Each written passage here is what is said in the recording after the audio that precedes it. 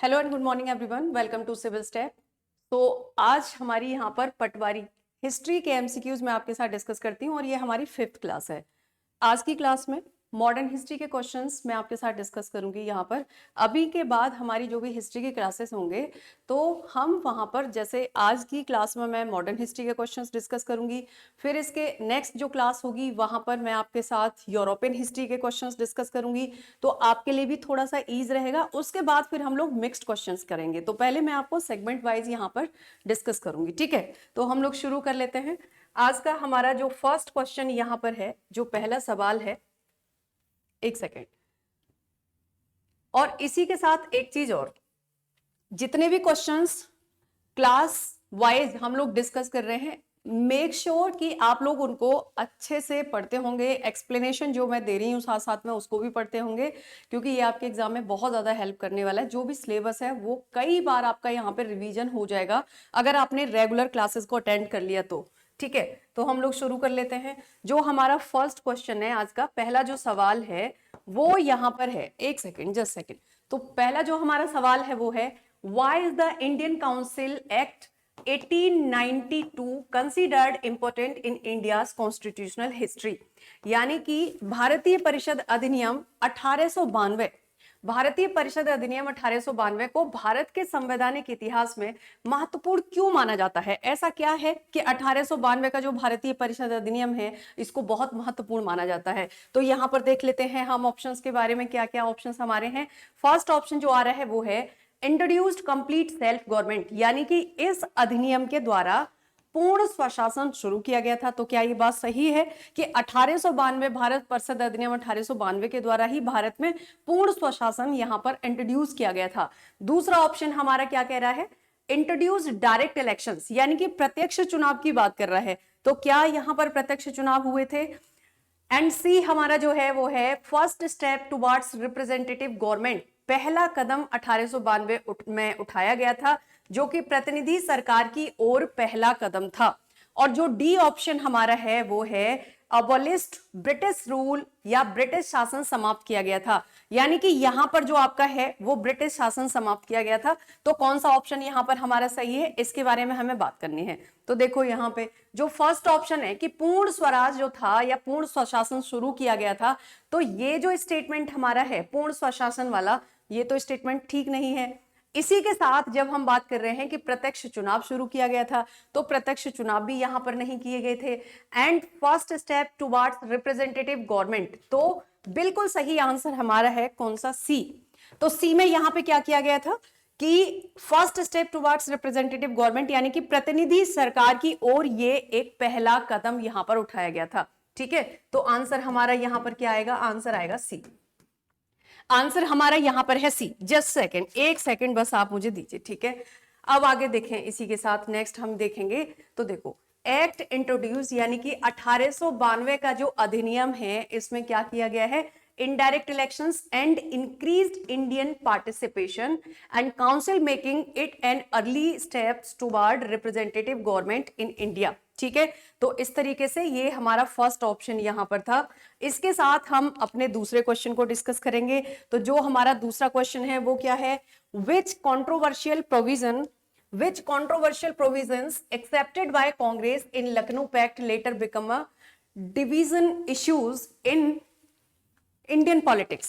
यानी कि लखनऊ समझौते में कांग्रेस के द्वारा स्वीकार किया गया, लखनऊ समझौता कब हुआ था, 1916 की बात है, ठीक है।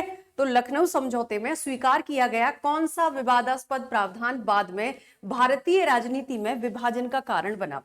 लखनऊ समझौते में कांग्रेस के द्वारा स्वीकार किया गया ऐसी कौन सी चीज थी जो डिस्प्यूटेड थी यहां पे, और कांग्रेस ने लखनऊ समझौता जो हुआ 1916 में उसमें एक्सेप्ट कर लिया था, और यही बाद में भारतीय राजनीति में जो देश का विभाजन हुआ था वहां पे विभाजन का कारण बना।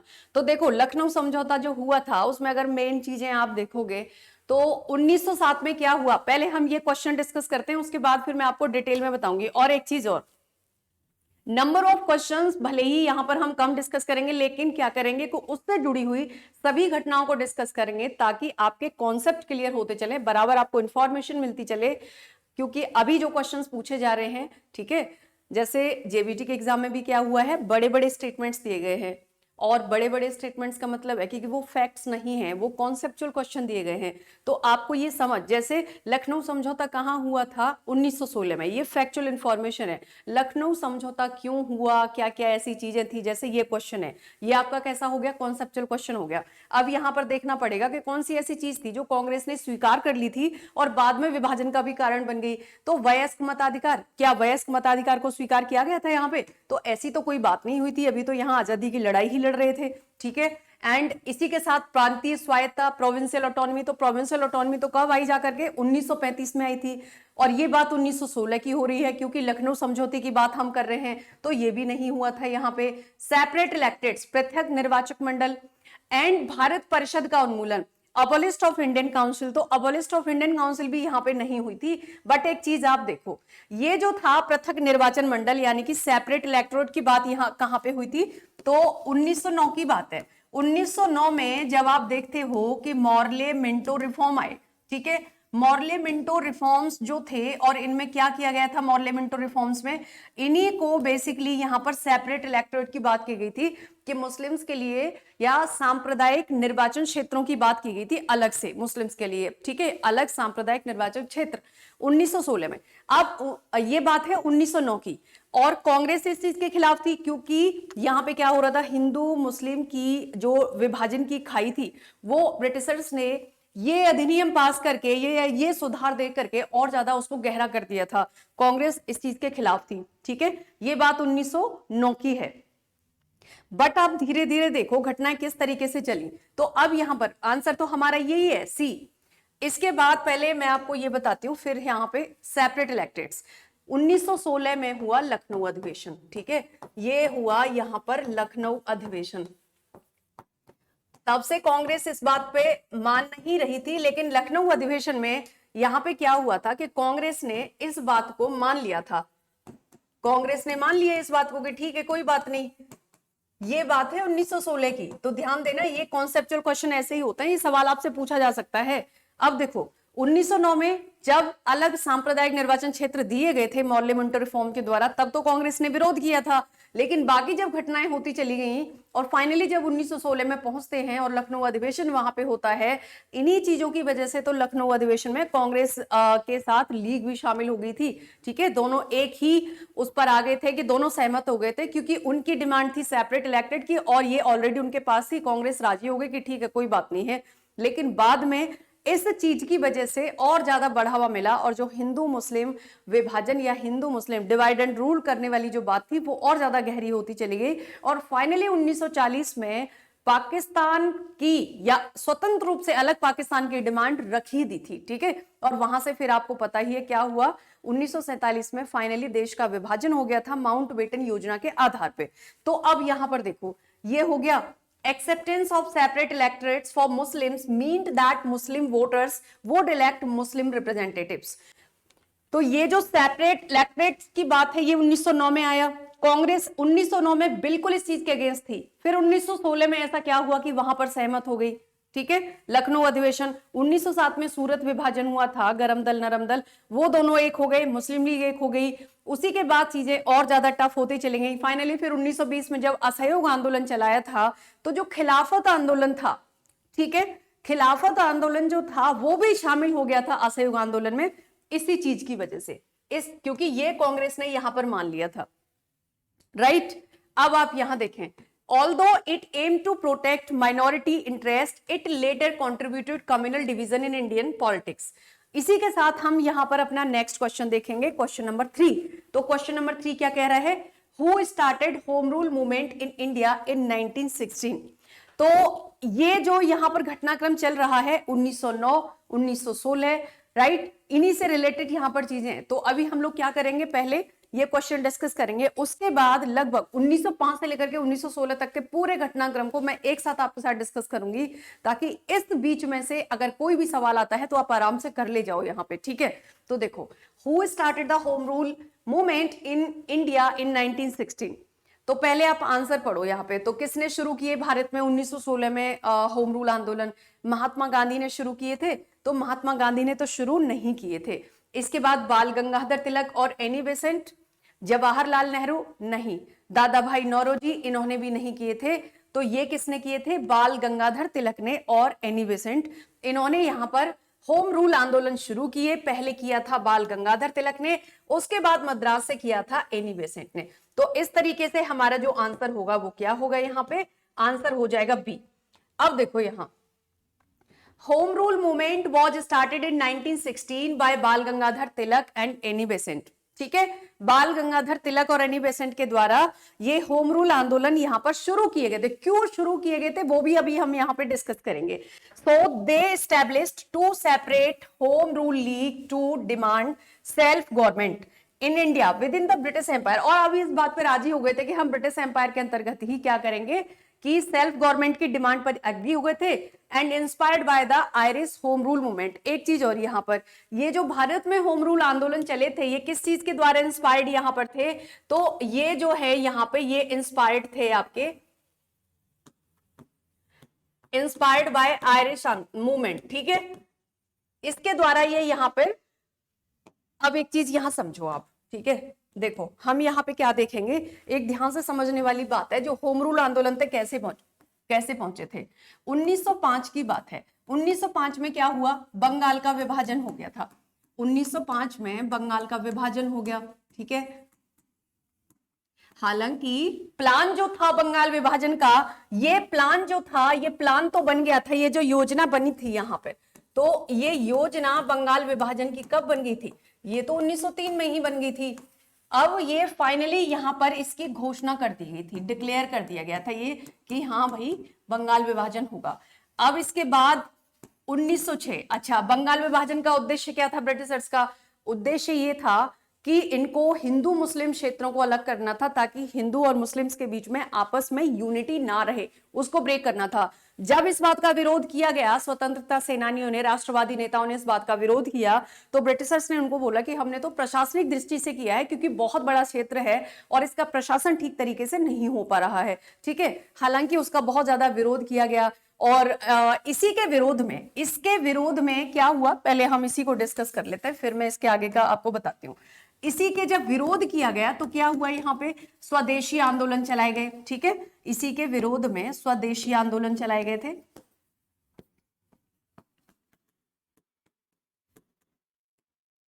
ये सारी चीजें यहाँ पे हुई। अब यहाँ पर स्वदेशी आंदोलन चलाए गए। एंड फिर नेक्स्ट ईयर क्या होता है, 1906 में। 1906 में देखो एक और चीज इन्होंने यहाँ पे कर दी, क्या? मुस्लिम लीग। तो यहाँ पे क्या हुआ, मुस्लिम लीग का गठन हो गया।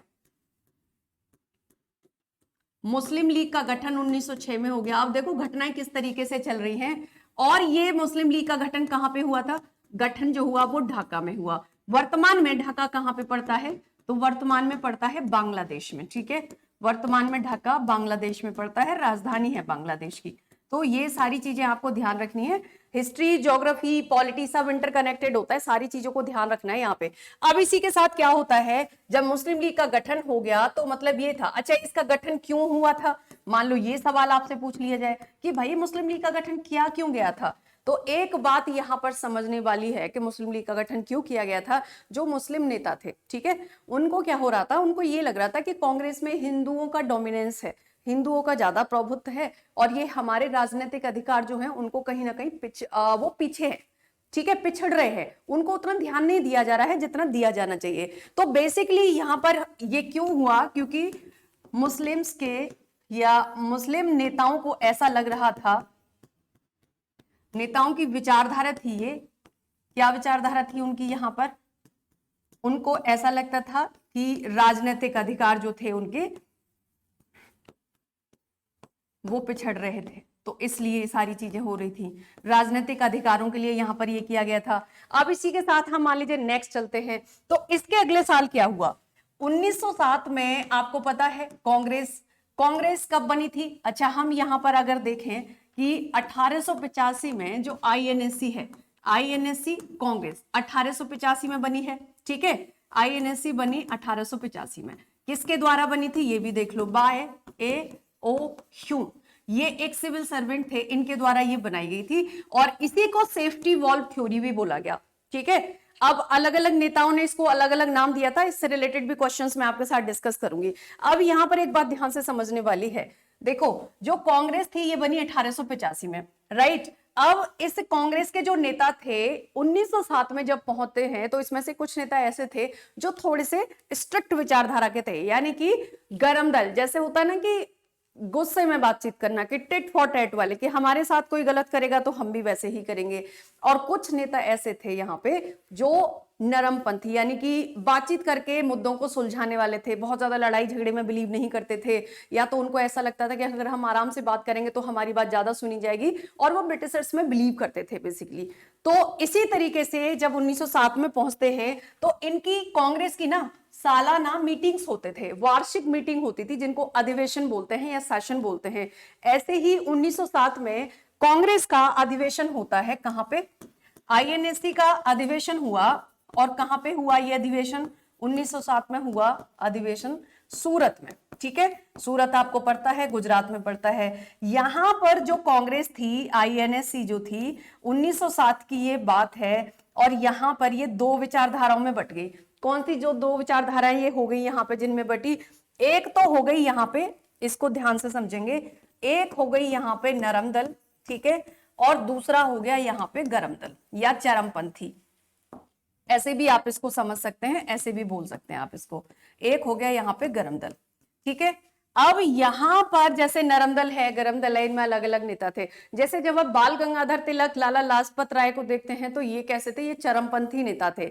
वहीं जब आप गोपाल कृष्ण गोखले को देखते हैं या मोतीलाल नेहरू जो थे उनको देखते हैं, गांधी जी के बारे में हम सोचते हैं तो वो कैसे थे, वो बातचीत करने में बिलीव करते थे, ठीक है। तो इस तरीके से यहाँ पे ये विभाजन हो गया, ये सारी चीजें चल रही थी। फिर 1908 में क्या होता है, अलीपुर बम षड्यंत्र केस हो गया। और 1909 में फिर जो अभी हमने पीछे डिस्कस किया था कि मुस्लिम्स के लिए अलग से निर्वाचन पद्धति की बात कर दी थी। और 1910 में क्या हुआ कि 1910 में ब्रिटेन में बेसिकली 1910 में यहां पर जब आप देखते हैं तो ब्रिटेन में राजा बने, कौन बने राजा यहाँ पे ब्रिटेन में, जॉर्ज पंचम। ये जॉर्ज फिफ्थ यहाँ पे राजा बने। और अगले वर्ष 1911 में ये भारत आए, भारत दौरे पर आए। अब जब ये भारत दौरे पर आए अपनी जो रानी थी इनकी क्वीन मैरी उनके साथ, तो आपको पता है 1911 में दिल्ली दरबार लगा था, यही आए थे तभी दिल्ली दरबार लगा यहाँ पे, ठीक है। और जब ये दिल्ली दरबार लगा था तो इसी दिल्ली दरबार में क्या किया गया था कि जो बंगाल का विभाजन हुआ है उसको रद्द कर दिया जाएगा, बंगाल विभाजन को रद्द कर दिया जाएगा। एक तो ये इंपॉर्टेंट बात यहां पर हुई। दूसरी बात का क्या हुई थी यहां पर कि जो कैलकाटा है, अभी तक राजधानी हमारी जो थी वो कहां, मतलब भारत की राजधानी यहां पे कहां थी, कलकत्ता, ठीक है। तो राजधानी जो कलकत्ता है उसको दिल्ली लाया जाएगा, राजधानी को कलकत्ता से कहां लाया जाएगा, दिल्ली। ये दो डिक्लेरेशन यहां पर हुई। फिर अगले वर्ष 1912 में राजधानी दिल्ली आ रही थी। तो इस समय पर जब राजधानी दिल्ली आ रही थी तो वायसराय कौन था, जब ये दिल्ली दरबार लगा तो भारत में अगर वायसराय की बात करें, कौन वायसराय था यहाँ पे, तो यहाँ जो वायसराय उस समय पे था लॉर्ड हार्डिंग, ठीक है, लॉर्ड हार्डिंग द्वितीय। ये चीजें आपको याद रखनी है, बहुत बार यहां से क्वेश्चंस पूछे जाते हैं, ध्यान रखना है इस चीज के बारे में। अब एक चीज देखो यहां पर, तो इतनी सारी चीजें हो रही थी। फाइनली 1912 का टाइम आया कि राजधानी को लेके जाया जा रहा है कलकत्ता से दिल्ली। और इसी समय चांदनी चौक आपने सबने सुना होगा, पुरानी दिल्ली के नाम से भी जाना जाता है, ठीक है। तो चांदनी चौक से होकर के इनका जो काफिला था वायसराय का वो जा रहा था, और फिर वहां पर भी बम विस्फोट हो गया था, तो उसको काफी चोट वगैरह ये सब हो गया था। फिर 1913 में पहुंचते हैं तो ऑब्वियस सी बात है, जब ये चीजें हुई तो फिर से अरेस्ट किया गया, जेल में डाला गया। फिर वहां पे क्या होता है कि 1913 आता है और लाला हरदयाल सिंह, आपने नाम सुना होगा, उन्होंने गदर पार्टी की स्थापना करी। ये कब की बात हो रही है, ये बात हो रही है 1913 की। 1913 में क्या हुआ, गदर पार्टी की स्थापना हुई। ये जो गदर पार्टी की स्थापना हुई थी ये कहां हुई थी, ये हुई थी यूनेस्को। ये गदर पार्टी की स्थापना आपकी सैन फ्रांसिस्को अमेरिका में हुई थी, ठीक है। और किसके द्वारा की गई थी, ये की गई थी लाला हरदयाल के द्वारा। इन्होंने, लाला हरदयाल जो थे उन्होंने यहां पर, एक सेकेंड, इन्होंने गदर पार्टी की स्थापना करी कहां पर, सैन फ्रांसिस्को में, ठीक है, सैन फ्रांसिस्को, ये यूएसए की बात है यहां पर। फिर उसके बाद जब आप देखते हो हम पहुंचते हैं 1914 में, तो 1914 से लेकर के 1918 तक का ये जो समय है, आपको पता है ये फर्स्ट वर्ल्ड वॉर का टाइम है, और यहां पर फर्स्ट वर्ल्ड वॉर चल रहा था। ठीक है, यहां फर्स्ट वर्ल्ड वॉर चला, उसके बाद 1918 में ये समाप्त हुआ, वर्साई की संधि हुई, लीग ऑफ नेशन बना, जो आपके यूरोपियन हिस्ट्री में है, आपको पढ़ना है वहां पे। अब ये सारी चीजें हो रही थी, फाइनली हम आते हैं फिर 1915 में, क्योंकि 1914 के बाद 1915 में। अब देखो एक इंपॉर्टेंट घटना यहाँ पे हुई, क्या? 9 जनवरी की बात है, 9 जनवरी 1915 को गांधी जी आए भारत। क्या हुआ इस समय पर? गांधी जी भारत आए। गांधी जी भारत आए तो यहां से अब आप देखोगे कि गांधी जी का भी नाम आना शुरू हो जाता है, और गांधी जी की एक तरीके से राजनीति में, भारत की राजनीति में प्रवेश यहीं से होती है। कैसे आए जब वो, तो सबसे पहले मिले थे गोपाल कृष्ण गोखले से, तो उन्होंने उनको बोला कि ऐसे नहीं, आप जा करके देखो, देश का दौरा करो, क्या समस्याएं आपको लगती हैं, आप उस तरीके से डिसीजन लो। उसी समय पर राजकुमार शुक्ल नाम के एक जमींदार थे, कहां पर? बिहार में, चंपारण में। और चंपारण पड़ता है, अगर आप ज्योग्राफिकली देखें, आपने ज्योग्राफी में ये पढ़ा होगा, नॉर्दर्न प्लेन में, तो मिट्टी बहुत उपजाऊ है वहां की, बहुत फर्टाइल सॉइल है।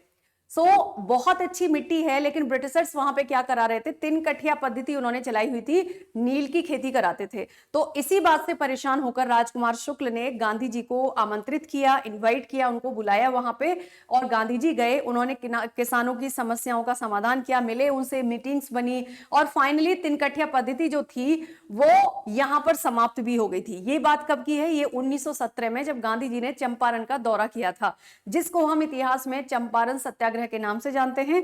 तो चंपारण सत्याग्रह आपका कब हुआ था? 1917 में हुआ था। अब इसके साथ यहां पर आप देखो, ये बात हो गई। अब जब आप 1916 में पहुंचते हो, तो 1916 में कांग्रेस का अधिवेशन हुआ, कहां पे हुआ? लखनऊ में। अब इसी को हम जानते हैं यहां पर लखनऊ पैक्ट, लखनऊ समझौते के नाम से। ये जो लखनऊ समझौता था, इसमें जो नरम दल और गरम दल थे, दोनों एक हो गए। अब दोनों को ये रियलाइजेशन हो गया था कि अलग अलग लड़ने से काम नहीं चलेगा, फाइनल हमारा जो लक्ष्य है एक ही है कि हमको देश को आजाद कराना है, हम तो अपने देश के लिए लड़ रहे हैं, देश को स्वतंत्र कराना है, तो अलग अलग काम नहीं चलेगा। ठीक है, और इसी समय पर बाल गंगाधर तिलक जो थे, वो जेल से रिहा हुए थे। तो जब वो जेल से रिहा हुए, वो इस बात पर एग्री हो गए, और ये दोनों शामिल हुए यहाँ पे, गरम दल नरम दल। साथ ही उन्होंने होम रूल आंदोलन चलाया, उनका सपोर्ट इसमें किया था एनी बेसेंट ने, मद्रास से, उन्होंने वहां से चलाया। भारत में जो होम रूल आंदोलन चला था, वो आयरलैंड के होम रूल आंदोलन से प्रभावित था, या आप कहें इंस्पायर्ड था, प्रेरित था। ठीक है, इस तरीके से हम यहां 1900, और देखो क्या हुआ कि 1916 में जब लखनऊ समझौता हुआ, यहां पर जब ये लखनऊ समझौता हुआ था बेसिकली, तो इस समझौते में क्या हुआ? एक तो आपको पता ही है कि जो नरम दल गरम दल थे, या नरमपंथी चरमपंथी एक हो गए, है ना। एक तो हम यहां पर ये देखते हैं कि नरमपंथी प्लस चरमपंथी, ये दोनों जो थे वो एक हो गए यहां पर। अब इसी के साथ एक चीज और, क्या थी वो चीज? कि इसी वर्ष क्या हुआ था? कांग्रेस ने, यानी कि कांग्रेस सहमत हो गई थी, किस पर? कांग्रेस सहमत हो गई थी, किस पर सहमत हो गई थी? जो अलग सांप्रदायिक निर्वाचन, ठीक है, सांप्रदायिक निर्वाचन क्षेत्रों की बात थी ना, उस पर। और ये जो सहमत होना था कांग्रेस का, इस मूव ने, कांग्रेस के इस मूव ने ही बाद में जो विभाजन था, एक तरीके से आप मानो, उसको भी लीड किया था। तो ये आपका था क्वेश्चन। अब हम नेक्स्ट क्वेश्चन की तरफ चलेंगे, देखेंगे अगले सवाल को, क्वेश्चन नंबर 4। तो जो हमारा क्वेश्चन नंबर 4 है वो है, Which act was used by British to suppress the Home Rule movement? Home rule आंदोलन को दबाने के लिए अंग्रेजों ने किस अधिनियम का उपयोग किया था? तो अगर आपको यह पता है कि होम रूल आंदोलन जो है वो कब से कब तक चले हैं, तो कब से कब तक चले हैं, अगर ये पता है, तो कौन सा एक्ट आया जिसने इसको सप्रेस किया था, दबाया था, ये यहाँ पे अपने आप से पता चल जाएगा। ठीक है, तो बताइए, यहाँ पे जो क्लासरूम स्टूडेंट हैं उनको पता होगा कि काफी अच्छे से समझाया है, कॉन्सेप्ट्स क्लियर कराया है, तो यहां पर मुझे बताइए। एंड एक चीज और, जब आप ये क्लास देख रहे हो तो उस समय पर अगर कोई भी डाउट किसी भी स्टूडेंट को होता है किसी भी चीज से लेकर के, है ना, तो मुझे कमेंट सेक्शन में आप बताना, मैं वहां रिप्लाई करूंगी आपको। ठीक है, अब आगे देखो, which act was used by the British to suppress the home rule movement? Home rule आंदोलन को दबाने के लिए अंग्रेजों ने किस अधिनियम का उपयोग किया था? रॉलेट एक्ट 1919 का। तो रॉलेट एक्ट 1919 का विरोध किया था क्या यहाँ पे? या तो defence of India act 1915, defence of India act 1915 में एक अधिनियम बना था, कौन सा, डिफेंस ऑफ इंडिया एक्ट 1915, क्या इसका यहां पर इसके द्वारा दबाया गया था, या रेगुलेटिंग एक्ट 1773? तो रेगुलेटिंग एक्ट 1773 तो कब बना हुआ था, है ना, उसके बाद तो इतने सारा कॉन्स्टिट्यूशनल डेवलपमेंट हो चुका था, तो इसका तो कोई रोल यहाँ पे नहीं था। इसी के साथ हम देखें पिट्स इंडिया एक्ट, तो पिट्स इंडिया एक्ट भी 1784 की बात है। ये भी जब हमने कॉन्स्टिट्यूशनल डेवलपमेंट आपका पढ़ा, मॉडर्न हिस्ट्री का जो पार्ट है एक पूरा, तो उसमें हमने पढ़ा, तो ये भी बहुत पहले की बात है, तो इसका भी अपना कोई रोल यहाँ पे नहीं है, ये तो बाद में आया है। आंसर आपका क्या होगा, आंसर यहाँ पे जो है वो होगा बी, ठीक है, आंसर होगा बी। सो देखते हैं अभी हम इसको यहाँ पे नेक्स्ट, अब आगे देखो, बी आंसर यहां पर है। British government use the defence of India act 1915, 1915 में ये जो एक्ट है, ये जो अधिनियम है वो आपका बना यहाँ पे, to curve the nationalist activities, it allow them to arrest leader. और इस एक्ट के थ्रू क्या हुआ था, जो लीडर्स थे, होम रूल आंदोलन के जो लीडर्स थे, उनको भी अरेस्ट कर लिया गया। तो ऑब्वियस सी बात है, जब किसी मूवमेंट को आप सप्रेस करोगे, हटाओगे या दबाओगे, तो उसको जो लीड करने वाले लोग हैं, पहले तो उन्हीं को हटाया जाएगा, तो वो यहां पे हुआ। And ban meetings the suppress political movements like the home rule agitation. तो इस तरीके से यहां पर आप देखो, ब्रिटिश गवर्नमेंट ने defence of India act 1915 use किया था होम रूल आंदोलन को दबाने के लिए। होम रूल आंदोलन कब चला, 1916 में। यह अधिनियम कब बना, एक साल पहले ही बन गया था, 1915 में ही बन चुका था ये, ठीक है। और ये 1915 में क्यों बना था, क्योंकि आपको पता है 1914 में क्या हुआ था, फर्स्ट वर्ल्ड वॉर शुरू हो गया था, ब्रिटेन उधर इन्वॉल्व था, ब्रिटेन को डर था कि भारत में भी उसके खिलाफ एक्टिविटीज ना हो जाए, तो इस तरीके से इंडियंस को भी सप्रेस करने के लिए कुछ ना कुछ एक्ट्स ये इस तरीके के यहां पर इन्होंने लगाना शुरू कर दिया था। अब आगे देखेंगे हमारा अगला सवाल। नेक्स्ट क्वेश्चन है, विच book called Bal Gangadhar Tilak the father of Indian unrest, यानी इनमें से कौन सी किताब ऐसी है जिसमें बाल गंगाधर तिलक को भारतीय अशांति का जनक कहा जाता है। चरमपंथी नेता ये थे, गरमपंथी नेता, यानी कि टिट फॉर टैट में बिलीव करने वाले, ठीक है। तो बताइए यहां पर कमेंट सेक्शन में कि कौन सा यहां पर आपका एक ऐसा किताब है जिसमें कहा गया है कि जो बाल गंगाधर तिलक हैं वो तो अशांति के जनक हैं। कौन सी किताब है, तो India wins freedom, Indian unrest, discovery of India, the Hindu Swaraj. तो डिस्कवरी ऑफ इंडिया तो पता ही है आपको किसकी है, ये तो नेहरू जी की आत्मकथा है, ठीक है, ये तो आप सबने पढ़ी होगी, तो ये तो है नहीं यहाँ पे। कौन सा है यहाँ पे, तो आंसर हमारा क्या होगा, बी। जो आंसर है वो है बी। ये जो किताब है इसमें कहा गया है बाल गंगाधर तिलक को कि अशांति के जनक हैं। द बुक इंडियन अनरेस्ट, भारतीय unrest, written by sir Valentine Chirol describe. और देखो ये एक वैलेंटाइन चेरोल ब्रिटिशर्स है जिसने लिखा है, describe the Tilak as the father of Indian unrest, क्योंकि ये गर्मपंथी नेता थे, ठीक है। ये इनसे ब्रिटिशर से प्रार्थना करने में, पिटिशन करने में, बैठ के बातचीत करने में, मीटिंग्स करने में बिलीव नहीं करते थे, क्योंकि उनको ये पता था कि यह बातचीत करने का इनसे कोई फायदा नहीं है। आज ये जो बोलेंगे कल अपनी ही बात से ये हट जाते हैं, इनके वर्ड्स का कोई लेना देना नहीं होता है। तो इसलिए इन्होंने यहां पर इनको बोला father of Indian unrest. And Tilak went to England in 1918। अब देखो 1918 में बाल गंगाधर तिलक जो थे वो इंग्लैंड गए थे to file a libel case against the author. क्यों, क्योंकि इस ऑथर के खिलाफ उन्होंने एक केस फाइल करना था, इसलिए उनको इंग्लैंड गए थे वो वहां पे, राइट। तो इस तरीके से ये चीजें यहां पर थी। ध्यान रखना है राइटर का नाम भी कि किसने ये किताब लिखी थी जिसमें कहा गया है बाल गंगाधर तिलक को कि वो तो फादर ऑफ अनरेस्ट हैं। अगला सवाल है question number 6, Which leader were briefly united due to the Home Rule movement? Home rule आंदोलन के कारण किन नेताओं का अस्थायी रूप से एकीकरण हुआ। होम रूल आंदोलन के कारण कौन से नेता ऐसे थे जिनका टेम्पररी बेसिस पर ही हुआ हो, लेकिन यहां पर एकीकरण हुआ था। इस चीज के बारे में हम लोग यहां पर देखेंगे। तो देखो, नरमपंथी और गरमपंथी, कांग्रेस और मुस्लिम लीग, या दोनों, यानी नरमपंथ गरमपंथ भी और कांग्रेस और मुस्लिम लीग ये भी, या तो इनमें से कोई नहीं।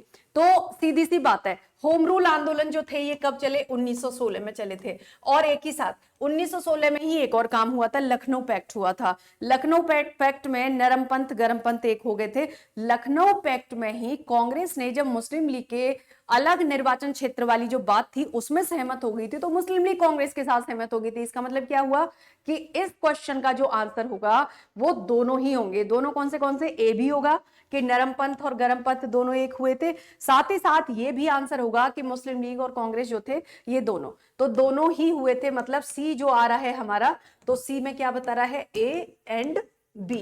ये आंसर आपका यहां पर है, ए एंड बी जो ए एंड बी जो है वो आंसर हमारा यहां पर है। ठीक है, तो देखें आप यहां पर next, home rule movement help the reunited moderates and extremist, ये दोनों अलग हुए, एक हुए थे within the Congress, and also promote corporation between the Congress and Muslim League which later lead to the Lucknow pact of 1916। इसी के साथ हम यहां पर देखेंगे क्वेश्चन नंबर 7। तो क्वेश्चन नंबर 7 क्या कह रहा है, which of the following was a reason for decline of home rule movement. अब देखो 1905 यानी कि पार्टीशन ऑफ बंगाल, मुस्लिम लीग, ये अलग अलग टॉपिक हैं आपके सिलेबस में, बंगाल का विभाजन, मुस्लिम लीग, सूरत अधिवेशन, और इसी के साथ मॉर्ले मिंटो रिफॉर्म हो गया, फिर उसके बाद आपका यहां पर आ जाएगा लखनऊ। ये सारे अलग अलग टॉपिक्स हैं, कितने 4 से 5 टॉपिक्स हमने यहां पर आपके डिस्कस किए हैं। ठीक है, होम रूल आंदोलन भी अलग से एक टॉपिक आपके उसमें है, सिलेबस में है। तो इन टॉपिक से रिलेटेड आज हम ऑलमोस्ट हर एस्पेक्ट से क्वेश्चन डिस्कस कर रहे हैं। तो यहां पर ये बात होनी चाहिए कि अगर अब इन टॉपिक से रिलेटेड कोई भी क्वेश्चन आ जाए, क्योंकि सिर्फ ये पहली क्लास नहीं है, इन क्वेश्चन से मैं पहले भी इन क्वेश्चंस जो टॉपिक्स हैं इनसे रिलेटेड कुछ क्वेश्चंस आपके साथ डिस्कस कर चुकी हूं ऑलरेडी। ठीक है, तो देखो, which of the following was reason for the decline of home rule movement, home rule आंदोलन के पतन का एक कारण क्या था। इट बिकेम टू वॉयलेंट, क्या ये बहुत हिंसक था, या तो जन सहभागिता की कमी थी, किसानों का समर्थन था, ब्रिटिश सरकार का समर्थन था, कौन सी चीज यहां पर ऐसी थी जिसकी वजह से तो इनका पतन हुआ। तो ऑब्वियस सी बात है, हमारा जो आंसर यहां पर है वो क्या है, बी। बी आंसर आपका होगा, यानी कि जन सहभागिता की यहां पर कमी हो रही थी। सो देखो, home rule movement was mainly supported by the educated Indians and students. Home rule आंदोलन में जो पढ़े लिखे लोग थे उन्होंने सपोर्ट किया, इंडियंस ने यहां पे सपोर्ट किया, राइट, और साथ ही साथ स्टूडेंट्स जो थे उन्होंने सपोर्ट किया था। It did not become the mass movement, लेकिन ये कोई जन आंदोलन नहीं बन पाया था, जन आंदोलन या मास मूवमेंट ये नहीं बन पाया था, ये भी याद रखना है। ठीक है, जन आंदोलन ये नहीं बन पाया था आपका, तो ये चीजें भी आपको यहां पे ध्यान रखनी है। और इसी के साथ आप देखो, which limited impacts and the contributed to decline. अब आगे देखेंगे the treaty of Amritsar. Treaty of Amritsar कब हुई, 1809 में, एंड वो signed with whom. Treaty of Amritsar कब हुई थी, 1809 में हुई थी, और किसके साथ हुई, टिप्पू सुल्तान नहीं, शिवाजी नहीं, अमृतसर की बात हो रही है। तो अमृतसर वाला जो टॉपिक आप पढ़ते हो, कहां पे पढ़ते हो, राइज ऑफ सिख एम्पायर। ठीक है, आप यहां पे पढ़ते हैं इस चीज को। और ये जो टॉपिक आपका है ये किससे रिलेटेड है, ये आपका मिडाइवल हिस्ट्री से रिलेटेड है, ये भी चीज आपको यहां पे ध्यान रखनी है। एंड इसी के साथ देखो, जो 1809 में अमृतसर की संधि हुई थी, तो ये हुई थी आपकी महाराजा रणजीत सिंह के साथ। अभी हम महाराजा रणजीत सिंह के बारे में भी देखेंगे। तो आंसर क्या है हमारा, बी। बी आंसर यहां पर है। लॉर्ड मिंटो फर्स्ट, 1809 की बात हो रही है ये यहां पे। ठीक है, सो लॉर्ड मिंटो फर्स्ट, और जो 1909 में आप देखते हो ना मॉर्ले मिंटो रिफॉर्म, तो ये जो मिंटो था यहाँ पे वायसराय, ये मिंटो द्वितीय था। और 1809 में जो अमृतसर की संधि हुई थी महाराजा रणजीत सिंह के साथ, वहां पर मिंटो फर्स्ट था। तो ये दोनों चीजें याद रखनी है।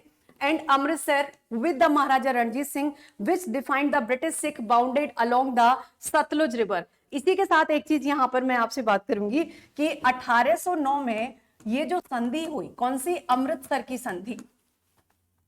1809 में जो यहां पर अमृतसर की संधि हुई, किसके साथ हुई थी, महाराजा रणजीत सिंह के साथ हुई थी, ब्रिटिशर्स की, राइट, महाराजा रणजीत सिंह और कौन, प्लस मिंटो फर्स्ट। और आपको पता ही है मिंटो फर्स्ट कौन था। अच्छा, ये बात 1809 की है, तो कौन था 1809 में, कौन था, गवर्नर जनरल था या तो वायसराय था। ये आप मुझे कमेंट सेक्शन में बताना कि जो मिंटो फर्स्ट था, ठीक है, ये आप मुझे कमेंट सेक्शन में बताना कि 1809 में था मिंटो फर्स्ट। अब ये जो मिंटो फर्स्ट है, ये बंगाल का गवर्नर जनरल था या भारत का गवर्नर जनरल था, या भारत का वायसराय था? ये मेरा आपसे क्वेश्चन है, मुझे आंसर करना आप सभी स्टूडेंट जो भी ये क्लास देखेंगे कमेंट सेक्शन में जाके जरूर, ठीक है। अब इसी के साथ हम आगे एक चीज और देखते हैं कि जो महाराजा रणजीत सिंह थे, बेसिकली इनको क्या कहा जाता था? इनको शेरे पंजाब कहा जाता था। ध्यान रखना है, कहा जाता है, अभी भी बहुत बार ये क्वेश्चन आता है, शेरे पंजाब। और महाराजा रणजीत सिंह ने ही क्या किया था कि हरमिंदर साहिब, ठीक है, हरमिंदर साहिब कहां पर? अमृतसर। तो यहां पर इन्होंने क्या किया था? अमृतसर में हरमिंदर साहिब पर गोल्डन यानी कि सोने की परत चढ़वाई थी, सोने की एक परत चढ़वाई थी। और इसी वजह से हरमिंदर साहिब को क्या कहा जाता है? गोल्डन टेंपल के नाम से जाना जाता है। ध्यान देना है इस बात पर, गोल्डन टेंपल के नाम से, इसी वजह से, तभी से इसको जाना जाता है। किसको? हरमिंदर साहिब। कहां पर है? अमृतसर में। किसने कराया था ये? महाराजा रणजीत सिंह ने। इनको क्या कहा जाता है? शेरे पंजाब। और जब से महाराजा रणजीत सिंह की मृत्यु हुई थी, तभी से क्या हुआ? सिख साम्राज्य का धीरे धीरे पतन होना शुरू हो गया था। तो इस तरीके से ये जो हमारी क्लास है आज की आपकी, इसको मैं यही बाइंड अप करूंगी। हम लोग मिलेंगे नेक्स्ट क्लास में। जो मैंने आपको एक लाइक होमवर्क की है, ठीक है, वो आपको यहां पर बताना है मुझे कमेंट सेक्शन में कि जो मिंटो प्रथम था वो कौन था? बंगाल का गवर्नर जनरल था मिंटो प्रथम, बंगाल का गवर्नर जनरल था, भारत का गवर्नर जनरल था, या भारत का वायसराय था? एक ये आपका क्वेश्चन है, ठीक है। इसी के साथ चलो ये आप यहां पर देख लो, ये आपका होमवर्क है। क्या होमवर्क है? हम बात कर रहे हैं मिंटो फर्स्ट के बारे में। आपको बताना है कि क्या ये बंगाल का गवर्नर जनरल था, बंगाल का गवर्नर जनरल, या फिर भारत का, मैं आंसर का वेट करूंगी आपके, ठीक है, गवर्नर जनरल, या फिर ये भारत का वायसराय।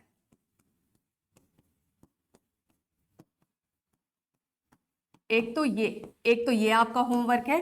तो हम इसको ऐसे इंडिकेट करते हैं, ए बी सी करके आपको कर देना है। ये हो गया आपका ए, यहाँ पे आपको बताना है ए, यानी क्वेश्चन नंबर 1, ये हो गया आपका क्वेश्चन नंबर 1, ये होमवर्क है। एक हो गया बी और एक हो गया सी। तो क्वेश्चन नंबर 1 और डी जो है ये हम कर देते हैं नन। आप मुझे बताइए यहाँ पे जो आंसर होगा वो कौन सा होगा? ए होगा, बी होगा, सी होगा, या फिर डी होगा? एक तो ये क्वेश्चन है आपका। एक और क्वेश्चन यहाँ पर ये है, ये भी आपको कमेंट सेक्शन में सॉल्व करके बताना है मुझे, और मैं वहां पे देखूंगी भी। फिर हम नेक्स्ट क्लास में जब होंगे तो मैं ये दोनों क्वेश्चंस पे आपके साथ डिस्कस करूंगी, और जो जो स्टूडेंट यहाँ पे सही आंसर करेंगे तो मैं उनके साथ यहाँ पे इस क्वेश्चन के बारे में डिस्कस भी करूंगी, ठीक है। इसी के साथ आज मैं यहाँ पे हमारी जो पटवारी हिस्ट्री की एमसीक्यूज की 5th क्लास है उसको बाइंड अप कर रही हूँ। हम लोग मिलेंगे next week. Thank you so much. इस पूरी क्लास के दौरान आप में से किसी भी स्टूडेंट को कोई भी डाउट रह गया हो, कोई चीज समझ में नहीं हो, कोई और चीज पूछनी हो यहाँ पे हिस्ट्री के बारे में, या किसी और क्वेश्चन के बारे में, या किसी दूसरे टॉपिक के बारे में, तो मुझे कॉमेंट सेक्शन में बताइएगा एंड अपना एक्सपीरियंस वहां पे जरूर शेयर करिए। Thank you so much. Take care.